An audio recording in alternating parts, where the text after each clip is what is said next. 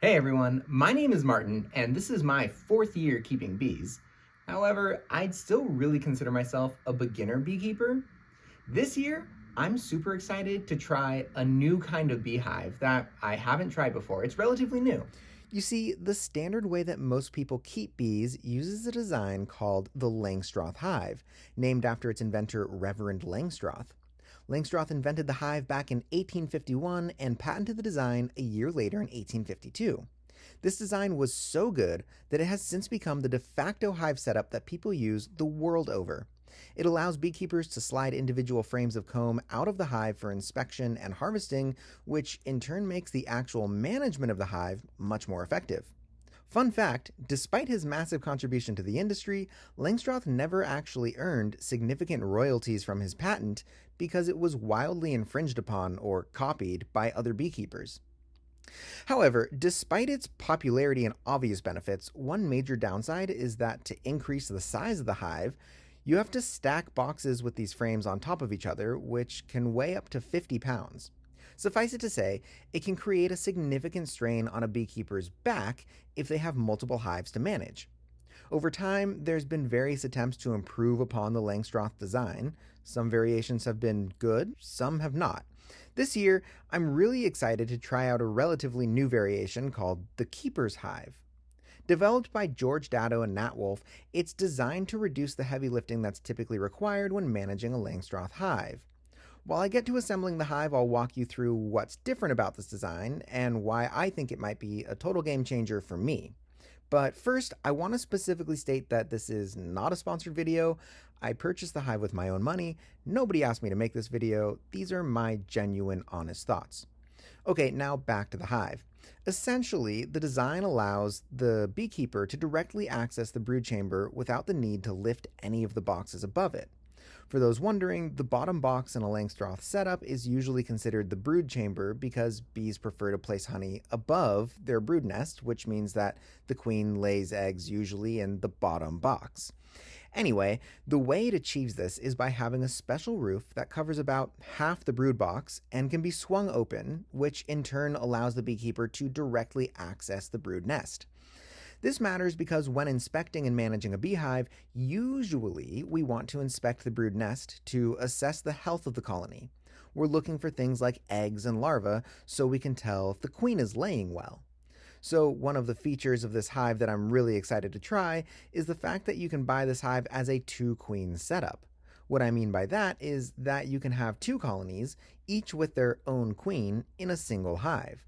In theory, this allows the two colonies to share some resources, and some studies suggest that a two queen setup like this can produce more honey than two individual hives would be able to alone. I like the idea of a two queen setup particularly because as an urban beekeeper, I have limited space.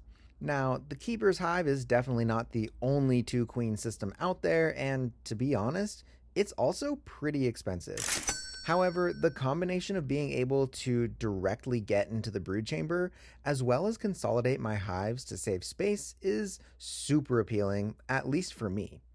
Alright, so now that I've completed the assembly of this hive, it's time to paint it. But first, let me just say that if you're looking to purchase one of these yourself, the assembly, while not super difficult, was definitely time consuming. I think it took me like 2 or 3 hours to figure it all out and get it assembled, and then there was some waiting time as well to wait for the glue to dry and get things nailed together. So the next step is for me to paint the hive, and the reason that beekeepers paint their hives isn't actually to make it look nice, it's to protect it from the elements. This thing is going to be sitting out in the sun and rain for years to come, and I paid a lot of money for it, so ideally I want it to last a long time. I've taped off all the parts that I don't want painted, and I'm going to use spray paint to make this go faster. Be sure to use a low VOC paint when you do this because the bees are going to be crawling all over this later, and you want it to be safe, especially if you're going to be eating honey out of it later. I'll start with a primer and then move on to the final colors off camera. Alright, so I've finished painting the hive, and it's now a couple of weeks later. I've just returned from my local supplier with a fresh package of bees. This time, I decided to go with Saskatraz bees. They're a hybrid from Saskatchewan, Canada, and they're supposed to have a higher winter survival rate and mite resistance. I'm super excited to see how they'll do in my new hive. So, you can see I did paint the hive purple and gold. It might be a bit garish, I know, but it's my alma mater's colors. Go Dogs! Anyway, to prepare for installing this package of bees, I'll start by opening the hive, remove the glass viewing panel, and then remove the plastic frame guards. Next, I'll slide the frames out so I can shake the bees right onto the frames. As you can see, I have 3 basically fresh plastic frames ready for the bees to build on. It's a good idea to keep the hive small at first because it's easier for the bees to regulate the temperature in a smaller space, when the hive is still small. Alright, so I'm ready to install the package. The first thing to do is take out the can of syrup, that is sugar water. Bees are usually packaged with a can of sugar water to feed them during their journey, and by removing the can, I've created an opening to let the bees out.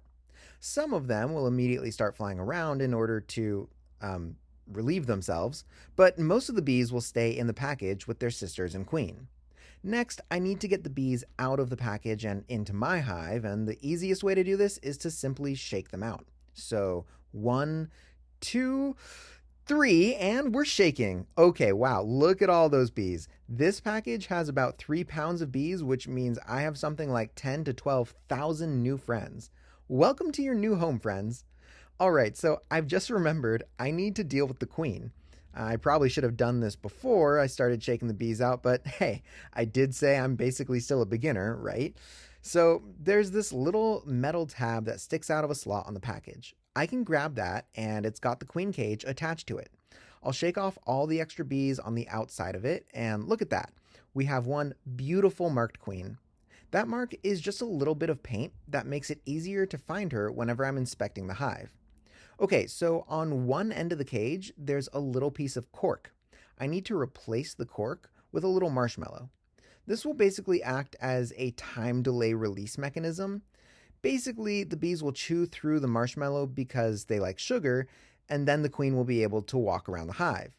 It acts as an insurance to help keep the colony in place and force them to stay in the new hive rather than flying away, because they can't leave without the queen. Okay, so I'm going to be very careful and attempt the old Indiana Jones swap here. I need to make sure that the queen doesn't get out, and at the same time, I don't want to injure her, so I'll tap and shake the cage to get the queen away from the entrance, and just like that, I've got the cork out and the marshmallow in. Great, so now I can bend the metal tab like this, which will let me hang the queen cage between 2 frames. So then, after installing the queen, I can just clean things up. I'll use my handy dandy bee brush to, let's say, encourage the bees to go into the hive. Then I'll use my hive tool to push all the frames and the follower board all the way into the back of the hive. With the queen and the majority of the colony tucked away, I'll shake out as much as I can of the remaining package, and then I'll just place the package near the entrance of the hive. Any remaining bees will find their way into the hive before the sun sets. Okay, so now I can just go ahead and put the frame guards back on, replace the viewing panel, and close the hive up, being super careful not to squish any bees in the process. Perfect. So now all that's left is to give them their can of sugar water. They need this as a source of energy to help jumpstart the colony. It'll help them produce wax so that the queen can start laying eggs, and they can store some nectar and pollen too. I'll just remove some of these frames for now to make room, and put the can right above the nest. Then I'll put the lid back on, and hey look, I've already made a new friend today.